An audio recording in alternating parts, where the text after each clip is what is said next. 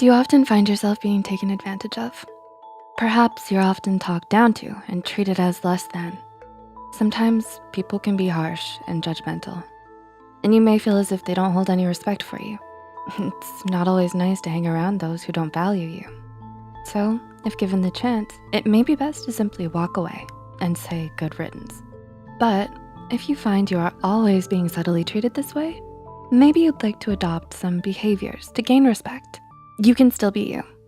You just simply respect yourself enough to not let others walk all over you. Sound like a plan? Okay. Here are 6 ways to get people to respect you. Number 1, respect yourself first. We should all learn to love ourselves, and in doing so, give us the respect we deserve. Often at times, we can be too harsh on ourselves and let our insecurities and dark thoughts take the lead. But do away with them. With a little practiced self-respect, you can be on your way to thinking higher of yourself and loving you in the process. Many researchers, such as Herbert M. Lefcourt, state that having a sense of internal locus of control over our own lives is a key condition for our mental health. Locus of control refers to how much someone feels a sense of agency towards their life. Someone with an internal locus of control believes the things that happen to them are strongly influenced by their own actions, abilities, or mistakes. To practice self-respect, you must first allow yourself to say no without feeling guilty. Prioritize what is important in your life. Protect yourself and choose to keep only healthy relationships. It's key to not let others take advantage of you and make sure you get what you pay for in life. So if you're at an ice cream stand and you paid for 2 scoops of ice cream and only received 1, instead of brushing it off, simply ask that you received that extra chocolate scoop and don't feel guilty about it. It's just ice cream and you're hungry. Your priority right now is to satisfy your appetite. And guess what? Ice cream is the way. 2 scoops, please. Furthermore, it's important to know you can create your own happiness, not just others. This is a form of self-respect as well. So go ahead and enjoy those 2 scoops. You respect yourself too much to not appreciate them, and you. Number 2, set clear boundaries. It's important to set boundaries for ourselves and others. Let's say your friend often comes over to your house for movie night. You love and care for your friend, but they aren't the most respectful guests. They put their feet up on your coffee table, they bring their dog Fleas over, they eat most of your food, and they leave Cheeto Puff remains on your furniture, everywhere. Do they respect you? Doesn't look like it. A good step would be to set some boundaries for when company comes over and discuss them with your dear friend. You can be kind when discussing this with them and consider their point of view as well. But it's your home and it's ultimately your rules. So tell them they can't keep scavenging through your fridge. Fleas must be on a leash and to keep their cheese-filled hands to themselves, not on the furniture. And paws off the table, Fleas. Number 3, understand you don't have to be nice all the time. Who wouldn't want to be nice when they want to? But when you feel like you have to at the expense of your own happiness, it's not a good idea. Sadly, a lot of people think they can take advantage of those who are kind to them. This doesn't mean you have to stop being a good person. Just simply know when you must put yourself first. And also, don't feel guilty about it all the time.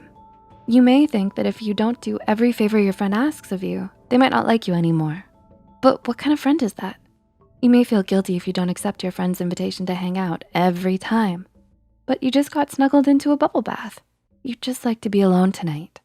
Perhaps you don't allow yourself to not smile. So you throw on a contrived smile before you go out the door, even when you're having a bad day. As great as smiling feels, a forced smile can't always make you feel better. Allow yourself to admit you're having a bad day. You don't need to be in a certain mood for anyone. Allowing unnecessary guilt to take control can leave you associating these once happy actions with something forced and uncomfortable. Practice assuring yourself that if you allow yourself the guilt-free time to relax first, you'll only feel happier when the time comes to hang out with your friend next. Number 4, speak up. Many of us often have shy personalities, so doing all the talking during a group conversation may not be our thing. But just because you're shy doesn't mean you should let others interrupt you. If others often interrupt you or appear as if they aren't listening, there's some tricks you can use to make yourself heard. First, try saying the name of the person you're speaking to mid-conversation. Similar to the cocktail party effect, we will often have our attention pulled back to reality when our names are heard.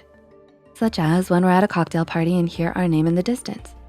You know how your music teacher would always say your name mid-sentence to regain your attention? We're doing the same thing here.